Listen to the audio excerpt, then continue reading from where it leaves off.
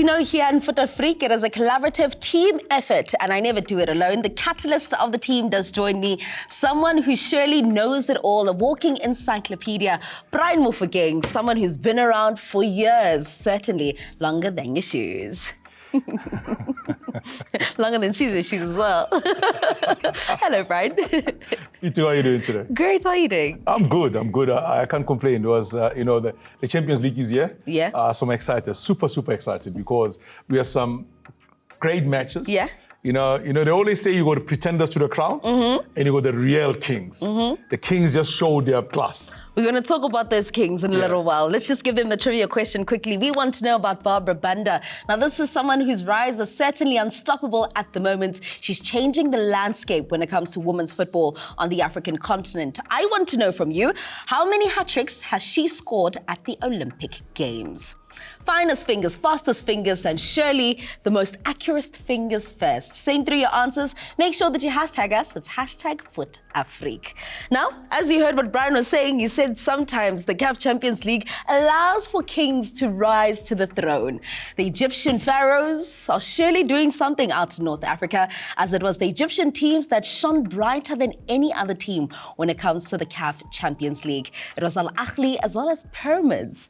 And the question then becomes, could this be a year where the trophy stays in Egypt? Listen, I mean, if you look at it, Al Ahly come into this competition as defending champions, so everybody expects them to do well. In their first game, I mean, I saw Karaba there scoring. I already scored a brace in that game. But good news from a South African point of view is that Pesitao eventually was introduced in the second half. Yes, the scoreline was already... Because you go it's on merits. You know, so eventually Percy was introduced. But it all started in the afternoon. TP Mazembe played their first game in the afternoon. They played against MC Alger. It was a goalless draw that I thought, oh, maybe today's not going to be one of those days. You know, and then Al Ahly showed us what they can do. But then there was a first game for former TS Galaxy coach. It didn't go as expected, and I now want to know what that does for his, how motivated will he be? His confidence leading the team, but also the trust of the young African. I got to say, man, he's now understanding. This is Africa.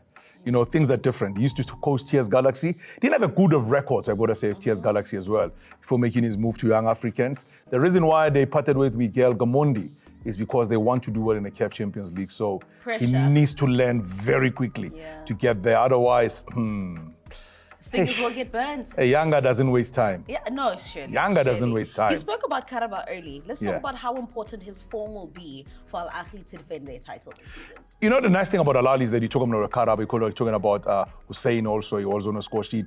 Magbi was there on a score sheet as well. These are regular players for the Al Ahly team. They also form part of the Egyptian national team. So you show, there's a massive transition. You talk about those players. You also talk about the consistency they've had in the team, the way they've actually gone about their business as well. Remember when they played in the prelim round, the second round, they showed their business there because they walloped the team they played against on both legs they played in, that is Al Ahly. So, when you look at that and given the fact that you only had 5 teams who were given buys in the CAF Champions League, one of those already out. 2 of those in the first match of the group stages drew their matches. The other 2 managed to win their matches. Esperance, where it was Mokwana who scored a goal as well for Esperance. Good news from a South African point of view. So, they won their game 4-0. You saw the AS find the Battle of Morocco against Raja Casablanca. Raja Casablanca, that for them, then what does that do to them? And I know you say it's not about how you start, but you're not expecting them to start that way. Listen, I mean, if you look at it at the end of the day, Raja Casablanca has always dominated the space around AS FAR. Last season, they won the league ahead of AS FAR. They defeated them in a final of the Egyptian Cup as well, to talk about, in fact, the Moroccan Cup, I beg your pardon, to talk about it. So when you see AS FAR coming up and winning a game against Raja, it's a big thing for them.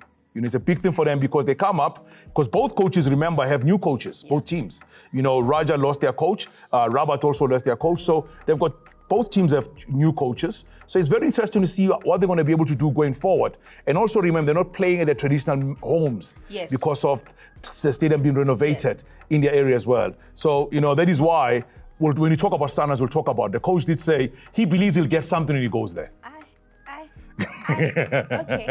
Okay. It's a weird time then, Mamelodi Sundowns. But let's see if things will turn around. Make sure you go nowhere. When we come back, we dismantle Mamelodi Sundowns and also see what Orlando Pirates is doing well. It seems like they've got a cocoa melon squad that is certainly shining.